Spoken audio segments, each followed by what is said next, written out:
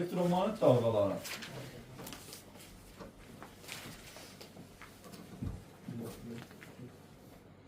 Biz mekanik dalgalar seçmiştik. Bu da elektromanyetik dalgalar. Demiştik ki dalgalar için. Dalgalar ümumiyyətlə rəqslərin fəzada yayılmasına dalga deyilir. Bölünmüşdü iki yerə. Mekanik dalgalar və elektromanyetik dalgalar. Mekanik dalgaları heç birinci hissədə keçdik. Elektromanyetik dalgaları mekanik dalgalardan fərqli olaraq birincisi 3 növbədir. Eninə dalgadır. Yəni mekanik dalgalar bizdə eninə dalgaydı, bir də uzununa dalgaydı. Amma elektromanyetik dalgaları eninə dalgadır. Eninə dalga olduğunu sübut edən hadisə polyarlaşma hadisəsidir ki, bunda dalga optikasında keçəcək işığın polyarlaşması. Polyarlaşma hadisəsidir, sübut edir. Elektromanyetik dalgası dediyim kimi eninə dalgadır və davamı da var. Bizdə bunun altında ox çəkiləm. Mekanik dalgalar yadınıza gəlir, demişdik ki, vakuumda yayılmır. Bərk cisimlərdə, mayelərdə və qazlarda yayılır. Amma bu, bərk mühitlərdə də yayılır, mayelərdə də yayılır, qazlarda da yayılır və plus vakuumda da yayılır. Uzunluq dalgalardan biz, yadınıza gəlirsə, ancaq səs dalgasını keçdik, elektromanyetik dalgalarından isə biz işıq dalgasını keçəcəyik. Deməli, belə çıxır ki, elektromanyetik dalgaları həm mühitdə yayılır, həm də ki, vakuumda yayılır. Dalğanı xarakterizə edən kəmiyyət o vaxtda demişdik, indi deyilir, dalğa uzunluğudur. Dalğa uzunluğudur. İndi bizdə mühitdə dalğa uzunluğu var. Çünki bu vakuumda da var, mühitdə də var. Mühitdə dalğa uzunluğu lambda ilə işarə olunur. Dalga uzunluğu da bilirdik. Bərabərdir V vur T'dir. O da bərabərdir V bölünsün N. O da bərabərdir. Mən bütün hamısını yazıram bura uşaqlar. Deməli V vurulsun T'nin yerinə köhnə dərsdəki düsturu yazıram. 2pi kökün altında LC. Yəni burada istifadə olunur.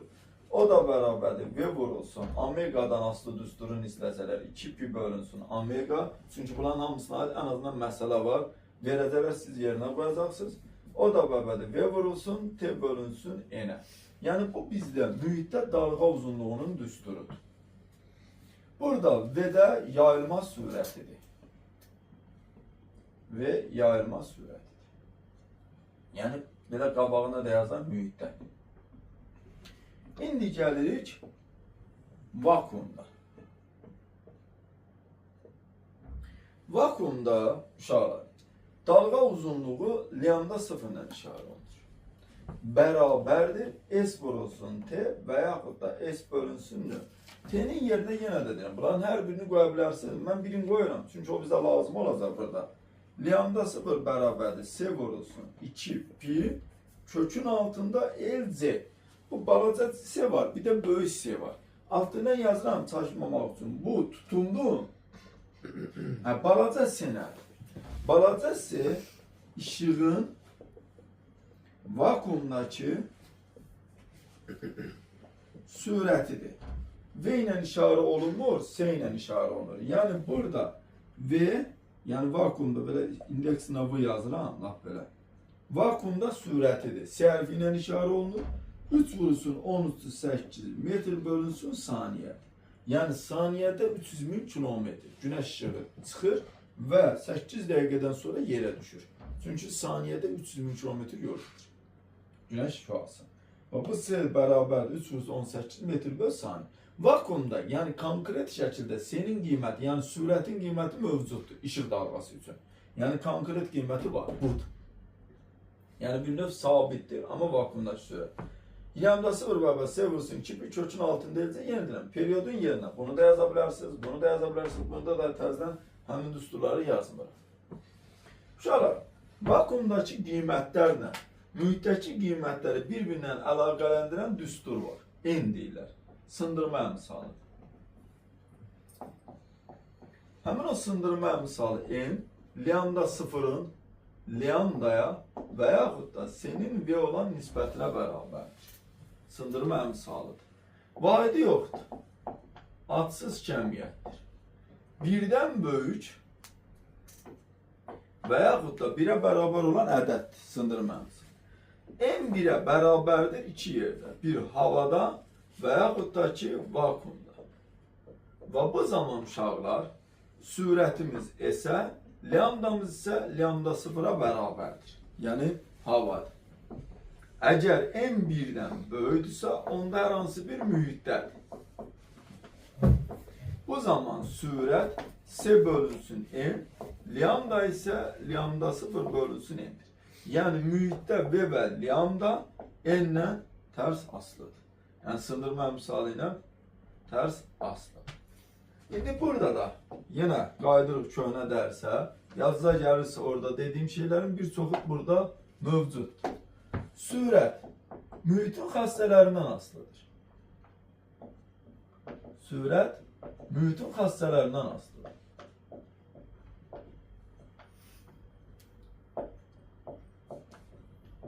Mühitin xassələrindən asılıdır. Yəni ki, bir cis mühitdə bir cis mühit nə deməkdir uşaqlar? Yəni mühit sabitdir. Eyni bir mühitdən söhbət gedir. Məsələn, bir havada məsələn, işıq dalğasının tezliyi bu qədər artarsa və yaxud da dalğa uzunluğu bu qədər artarsa sürət necə dəyişir? Bir dənə mühitdən söhbət gedir. Bir mühitdən söhbət gedirsə, sürətlə sındırma əmsalı sabitdir. Sürətlə sındırma əmsalı sabitdir. Çünki sındırma əmsalı da mühitdən asılıdır. Hər bir mühitin özünün öz sındırma əmsalı mövcuddur. Onda düstura görə lambda t ilə düz, lambda nü ilə tərs asılıdır. Amma bir mühitdən digərinə keçid əldə edibsinizsə, yəni məsələn havadan suya və yaxud da sudan havaya fərqi yoxdur. Bir mühitdən digərinə keçid əldə edibsə, onda lambda V ilə düz asılı olub, sındırma əmsalı ilə tərs asılı olaraq bu üç cəmiyyət dəyişəcək, periyod ilə tezlik isə konstant qalacaqdır. Düzdür, bizdə ən çox istifadə olunanı burada da var bu xassə. İnşallah həm də sofistika keçəndə orada da görəcək. Həmin xassəni təzdən orada görəcək. Deməli, mühit, hər hansı bir mühit və vakuum və yaxud da ki hava. Mühit və yaxud da ki vakuum. İşıq mühitdən vakuuma keçəndə, vakuumda nə iki şeyi bilirsən. Sındırma əmsalı 1-dir, yəni konkretdir, bəzən olaraq mötərizədə verilmir, bilməlisiniz, çünki lazım olacaqsa və sürət S-yə bərabərdir. İşığın da ən böyük sürəti vakuumdadır. Deməli, mühitdən vakuuma gələndə sürət artır. Lambda artır və burada sındırma əmsalı azalır. Çünki uşaqlar, mühitdə sındırma əmsalı 1-dən böyük, baxın burada yazmışım, mühitdə sındırma əmsalı 1-dən böyük. 1-dən böyük olan ədəddən 1-ə gəlirsən. Deməli, sındırma əmsalı azalır. Sındırma əmsalı azalarsa, sürətlə dalğa uzunluğu artacaq. Amma tam tərsi uşaqlar, vakuumla mühitə keçirsinizsə, sındırma əmsalı artır, sürət azalır və lambda azalır. Onu da burada biz gördük. Bax, mühitə keçəndə sürət sındırma əmsalı qədər kiçikdir. Dalğa uzunluğu sındırma əmsalı dəfə kiçikdir. Sındırma əmsalı da 1-dən böyük olduğuna görə deməli qiymət azalır. Amma hər iki halda uşaqlar periyod və tezlik dəyişmir. Periyod və tezlik dəyişmir. Sındırma əmsalının bir dənə də düsturu var. Onu elə burada qeyd edelim. Biz çox istifadə olunmur. Amma indi yazada birdən çıxar. Sındırma əmsalı bərabərdir. Kökün altında dielektrik nüfuzluğu vurulsun maqnit nüfuzluğuna. Bu dielektrik nüfuzluğudur, bu da maqnit nüfuzluğudur. Yəni kökün altında epsilon vurulsun müyə. Düzdür, çox istifadə olunmur, amma yazada birdən qabağınıza çıxa bilər. Bax, bu sizdə oldu elektromat dalğası. Elinə dalğadır. Bizim ən çox istifadə edədiyimiz işıq dalğasıdır. Mühitlərdə və vakuumda yayılır. Dalğa uzunluğunun düsturu budur. Düzdür, ən çox istifadə olunan düsturu. Buna aid misalımız var, amma yenə də deyirəm. Birdən də misallarda, burada xəttimiz əyri lambda 0 bərabərdir, S vur T'dir. Yəni S vurulsun, 2pi bölünsün, omega da var. Lambda 0 bərabərdir, S vurulsun, T o da var, S vurulsun, balaca T bölünsün, N. Yəni bunlara dair misal mövcuddur. Verir, siz də yerinə qoyursunuz. Sındırma əmsalı və bir mühitdən digər mühitə keçir. İndi elektromat dalğasının şüalanması, bir damcıda ondan sonraki etap var.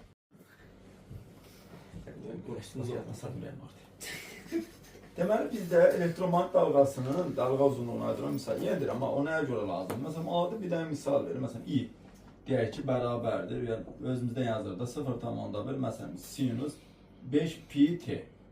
Belə bir misaldır. S-ni də veriblər. S bərabərdir 3 vursun 10 üstü 8 metr bölünsün saniyə. Məsələn, deyir dalğa uzunluğu tap. Məsələn, dalğa uzunluğunun düsturu S vur t və yaxud da V vur t. Yəni deyirəm, bu S ilə bir sürətdir. Yəni sadəcə S ilə işarə edilir. Yəni çaşdırmayın özü. S vur t. İndi bizdə T'imiz yoxdur. S'imiz var. Onda burada omega var. Omegamız 5 pi'dir. Omega da bərabərdir 2 pi bölünsün t. Mən buradan t'ni tapıram. 2 pi bölünsün 5 pi. Yəni bu da bərabərdir 5'də 2. Rahat şəkildə yerinə qoya bilirsiniz. 3 vur 10 üstü 8 vurulsun. 5'də 2. 3 gün 6. 6'nı 5'ə böləndə 1 onda 2. 1 onda 2 vur 10 üstü 8. Yəni bu formada, yəni düsturlarda veriləndə yerinə qoymaq üçün bacarmalısınız. Yəni bu bizdə dalğa uzunluğunun düsturudur. İndi uşaqlar, elektromagnet dalğasının şüalanması baş verir. Elektromagnet dalğasının şüalanması soruşulur. Hətta qraf şəklində belə soruşulur. Elektromagnet dalğasının şüalanması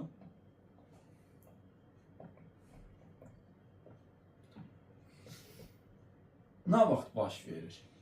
Yüklü zərrəcik, baxın yüksüz demirəm ha, yüklü zərrəcik, yəni bunlar hamısı şərtlərdir. Yüklü zərrəcik təcilli hərəkət, bax təcilli hərəkət edərkən yaranır.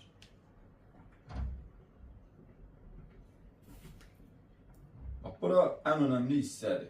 Bax, birincisi yüklü zərrəcik, yəni bura neytrona aid deyil, çünki onun yükü yoxdur. Yəni neytron necə hərəkət eləyirsə eləsin, yenə də yaratmayacaq, çünki yükü yoxdur. Bu bir. İkinci üçlü zərrəcik deyirəm. Məsələn, proton, elektron. İndi alfa zərrəciyi, yəni ən azından daha çox eşitdiyimiz alfa zərrəciyi təcilli deyirəm. Yəni təcillinin də o mənası odur ki, təcil mövcuddur.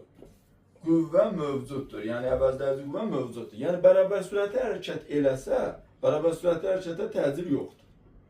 Yəni yüklü zərrəcikdir, hərəkət eləyir. Amma bərabər sürətlidir deyə, bərabər sürətə təcil olmadığına görə şüalanmada baş vermir. Ona görə bunların hamısını diqqət edin. Yüklü zərrəcik olsun və təcilli hərəkət edin.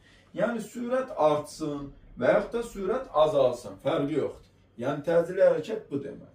Bu elektromagnet dalğasının şüalanması. Bir də var ki, bizdə uşaqlar 3 dənə kəmiyyət var.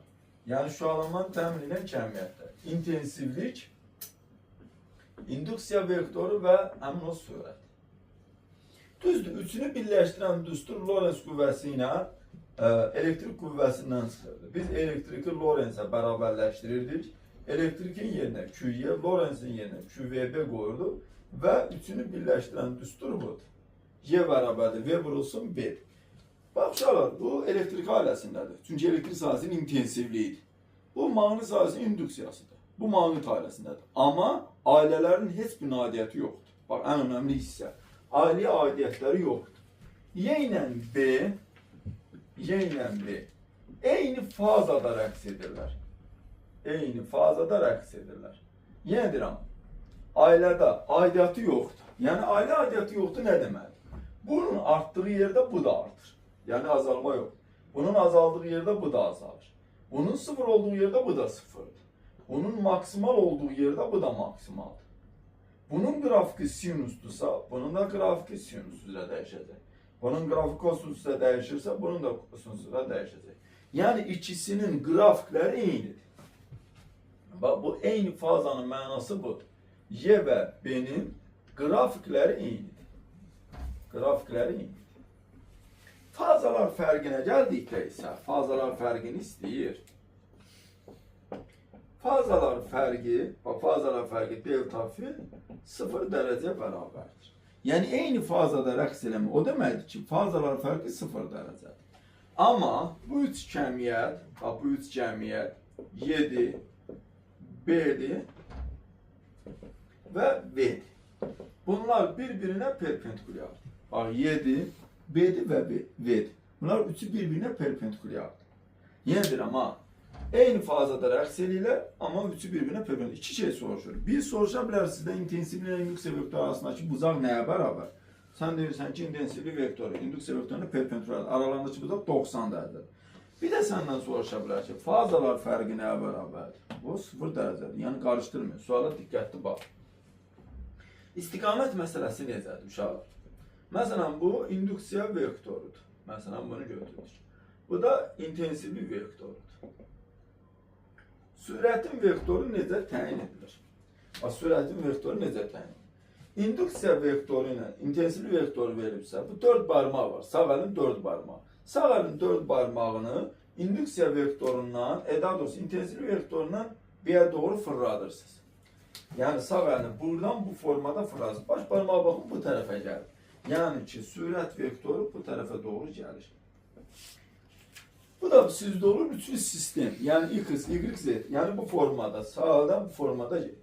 Üçlü sistem deyirlər də, yəni x, y, z. Məsələn, bu x oxu olsa, bu y oxu olsa, bu z oxudur. Çünki üçü bir-birinə perpendicular olması bu deməkdir. Yəni buna aid düzdür. Nümunə var sizdə, çünki soruşur. Məsələn, ikisinin istiqaməti verilir, üçüncüsünün istiqaməti soruşur. Bax belədir, sağ əldə 4 barmağı y'dən b-yə doğru gəlir, baş barmaq hara yönəlibsə, sizdə sürətin istiqaməti ora yönəlir. Yəni bu formada təyin edirsiniz.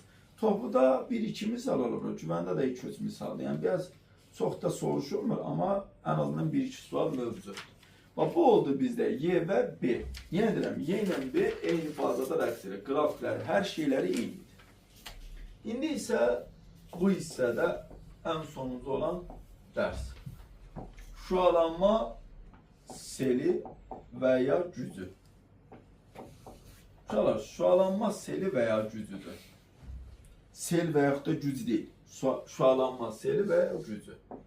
Fi və yaxud da ki, P hərfi ilə işarə olunur. Düzdür, daha çox biz P ilə işarə edirik.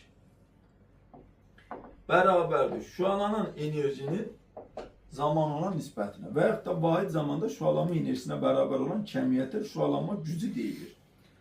Vahidinə gəldikdə isə uşaqlar, joule bölünsün saniyə, o da ki, watt. Vahidi watt. İndi uşaqlar, siz elektrik sahəsinin enerji sıxlığını keçmişik. Elektrik sahəsinin enerji sıxlığı. Balaca W ilə işarə edilir, böyük W-nun həcmə olan nisbəti bərabərdir. Epsilon, epsilon 0, y'nin kvadratı bölünsün 2. Maqnit sahəsində enerji sıxlığını keçmişik. Maqnit sahəsinin enerji sıxlığı. Balaca W bərabərdir. Maqnit sahəsinin enerjisi bölünsün həcm. O da bərabərdir. B-nin kvadratı bölünsün 2 mü 0. Bir də var ki, uşaqlar, elektromaqnit sahəsinin enerji sıxlığı. Düzdür, böyle bir işe yaramır, amma düsturu var.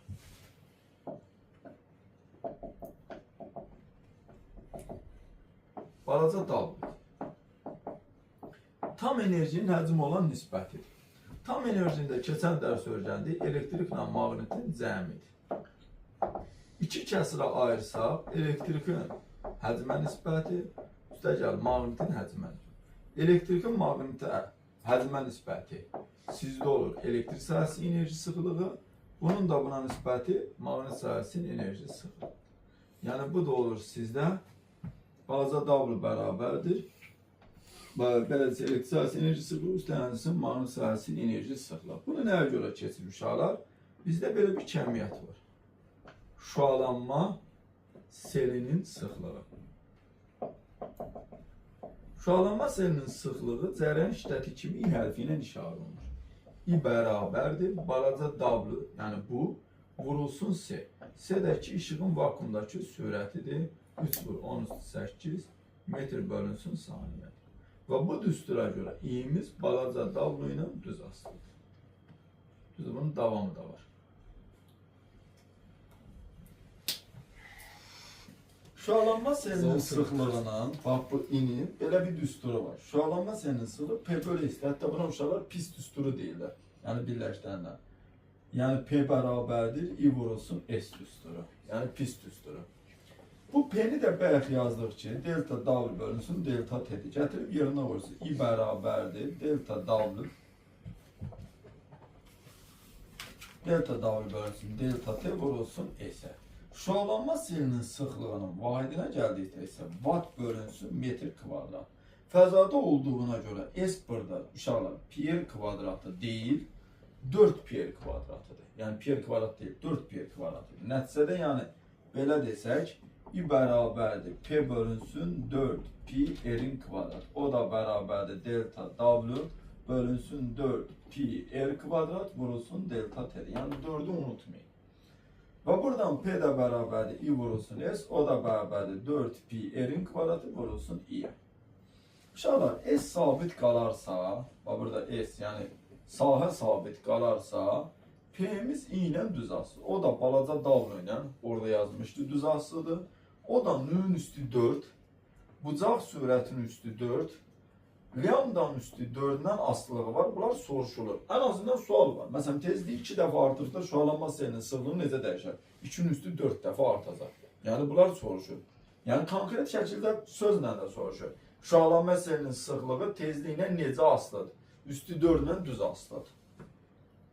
Əgər yox, uşaqlar, P sabit qalarsa, onda şualanma selinin sıxlığı S-nə və yaxud da ki, məsafənin kvadratı ilə tərs asılıdır. Bu düstura görə. Əgər bizdə I sabit qalarsa, onda P-imiz S-nə və yaxud da R-in kvadratına düz asılıdır. Elektromanyetik dalğaları burada bitdi. İndi gəlir radio rabitə. Radio rabitə nədir? Radio dalğalar vasitəsilə, məsələn, obyektlərin müəyyən edilməsinə radio lokasiya deyilir. Radio rabitənin prinsipləri və onun, belə desək, elementləri necədir?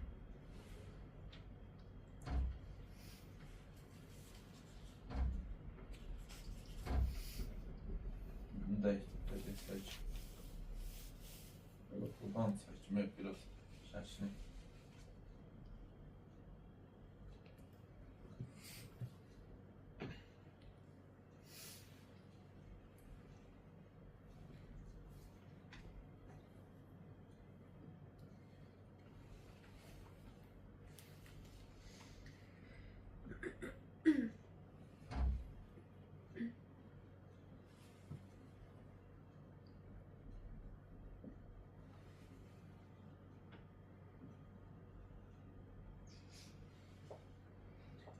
Bir dənə pis xəbər verim, bunları əzbərləyəcək.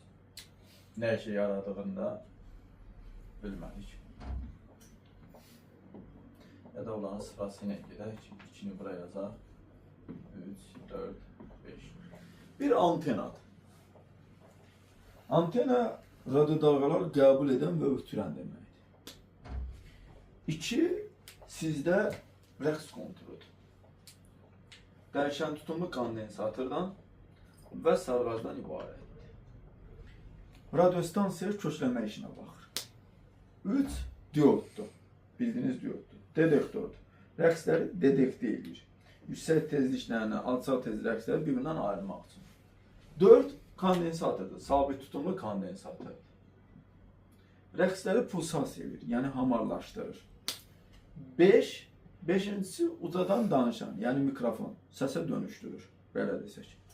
Bunlar hamısı sizdə soruşulur. Yəni bir-bir. Hansıdır, nə iş görür, nə işə yarayır, bunların hamısı vardır.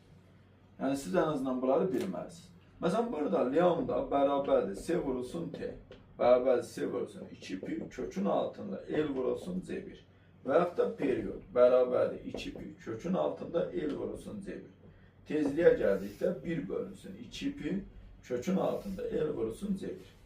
Bunlar haqqında sual da var. Məsələn, dalğa uzunluğu daha uzun dalğalara kökləmək üçün nələri artırmaq və yaxud da nələri azaltmaq lazımdır? Düstura baxıb ona əsasən deyirsiniz. Eyni ilə periodun da düsturuna baxırsınız, eyni ilə tezliyin də düsturuna baxırsınız. Yəni nələri dəyişməlisiniz? L-lə C1-i. Bu da L buradadır, C1 də buradadır. Yəni bunlar haqqında sual da mövcuddur. Qrafikləri deyib, bir də dediyim kimi sxemlərdə olar artıq sizə tapışıram, gedib özünüz oxuyursunuz, yoxsa bir işi özünüz görürsünüz. Yəni burada elektromanyetik dalğasının şkalasını çəkirəm. Şkalanın ardıcıllığı əzbər şəkildə bilinməlidir. Radio dalğa infra kırmızı, kırmızı, narıncı,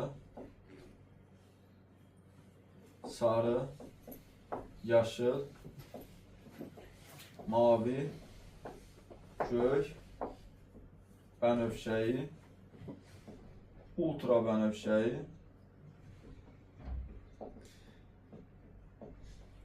Röntgen və qamma.